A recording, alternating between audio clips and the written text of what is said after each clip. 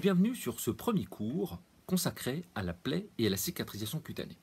La peau, vous le savez, est un organe vital aux multiples fonctions. Et les problèmes qui affectent son intégrité peuvent être la source non seulement d'événements mortels, mais également d'atteintes fonctionnelles importantes. Raymond Villain, chirurgien orthopédiste sur Paris à l'hôpital Boucicaut dans les années 1950, il est également chirurgien plasticien, aimait à rappeler à ses étudiants un certain nombre d'aphorismes percutants.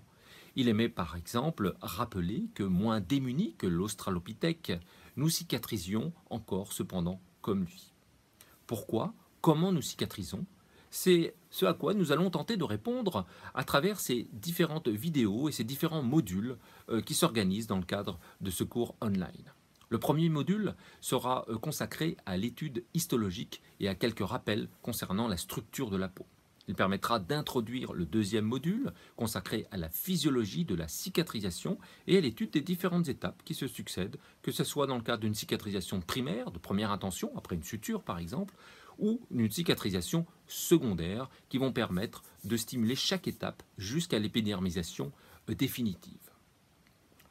Le troisième module est un module historique. Il nous permettra d'aborder depuis l'Égypte antique jusqu'à nos jours les différents paradigmes qui se sont succédés afin d'essayer de comprendre quelles sont les problématiques antérieures, mais également les problématiques futures qui peuvent émerger, notamment avec l'arrivée des germes multirésistants et qui peuvent effectivement poser un certain nombre de problèmes en termes de cicatrisation cutanée.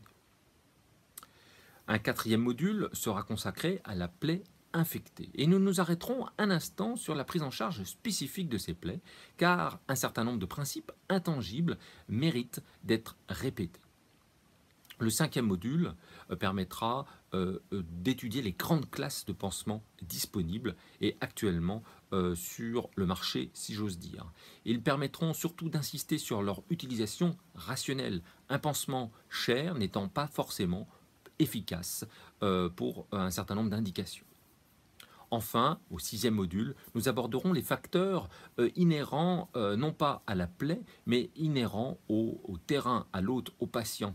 Et nous verrons à quel point corriger un trouble nutritionnel, arrêter un certain nombre d'addictions, d'intoxication tabagique ou d'alcool notamment, mais également corriger un certain nombre de déséquilibres physiologiques type diabète, par exemple, peuvent être extrêmement importants pour aider à la cicatrisation. Ces facteurs, il faut les connaître, car l'objectif également de ce cours est d'aider, de suivre le patient et de lui permettre de mieux comprendre l'importance des soins.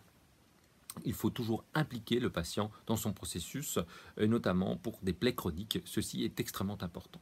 J'en profite également pour profiter tous les intervenants qui participent à l'élaboration de ces vidéos et je vous souhaite un excellent visionnage de ceci. Merci.